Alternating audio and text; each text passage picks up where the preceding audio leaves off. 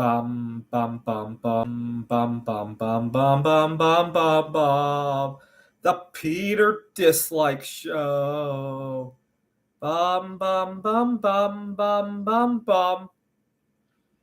So I want to point out some workplace injustices that I've run into, and people always say that I need to set some hard boundaries and say no, and I got to point out something.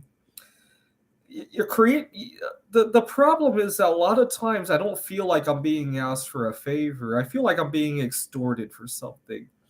And yes, logistically, my lips can move and say no.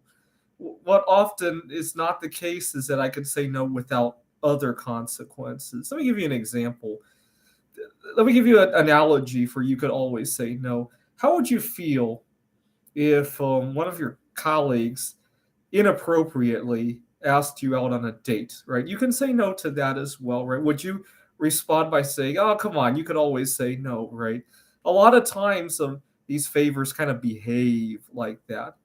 I got a little bit of toxicity a couple nights ago.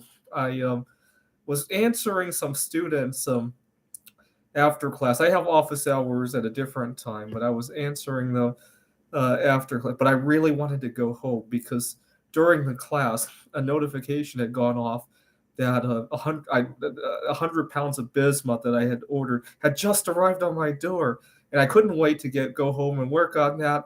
And so I tried to I tried to shake the student off, but the student made some remarks about how they're really trying hard to not drop this course. I'm just going to walk away from them. And so I had to finish answering the student, but all I could think about was the bismuth. See, I could have said no to that too, but well, yes, my lips could always move to say no. I have a brain, I have a mouth. The problem is of the implications of that, right? See, if I had said no because oh my god, I need to pick up my child from daycare, that could have flown a whole lot better, right? And that's the problem I run into. People don't always jive with most of my students, my colleagues. My boss certainly have never heard of biz. Well, my boss maybe she does have a minor in chemistry, but certainly not the art aspect of it. Probably right. Uh, I'm really nervous about mentioning anything about my other activities outside of work because I know my boss is going to have her favorite sports team. She's going to have her own world views about. See, I'm hesitating. I'm glad to see that our next solar eclipse is on a Saturday. I won't have to miss any time because who knows? Some people are flat earthers. They think that you're going out to fool around to view a solar eclipse, right? And I've learned the hard way that as much as people want to avoid practicing discrimination, that the truth is that everybody has their favorites in life, and sometimes if they don't jive 100% correctly, it doesn't view correctly, and I wish we had a culture where you actually could say no, right? So, for example, everybody knows that you don't respond to inappropriate sexual advances by thinking you could always say no, right? But when it comes to odd favors or prejudices on our outside activities, or this is why I really miss remote work, right? When we were working remotely, a lot of things were not so visible, right? So, unfortunately, kids, especially at the high school level, I was working at a tutoring center. Kids have a tendency to ask if I'm married or have a girlfriend. College students usually not. Certainly not other adults, but high school students often do. And I always get confused on how to answer that.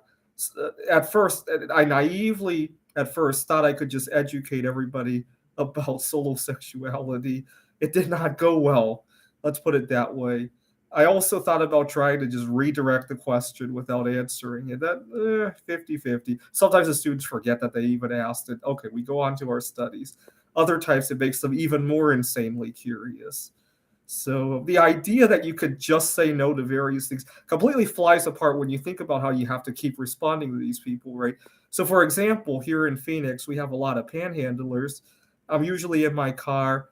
They'll hang around my window. I really could just say no and drive away, right? There's no long term. I don't have to work with that person ever again. I mean, I might have to drive past them tomorrow, but chances are they're not going to remember me. And the chances are a million other people have said no in the meantime, right? Anyways, I thought I would point out the flaw in this logic, right? It's just like if somebody extorted you for money, you could probably say no too, right? You just have to suffer whatever consequence, right? All right. This is the Peter Dislike Show. Bum bum bum bum bum bum bum bum bum bum bum bum. The Peter Dislike Show. Bum bum bum bum bum bum bum.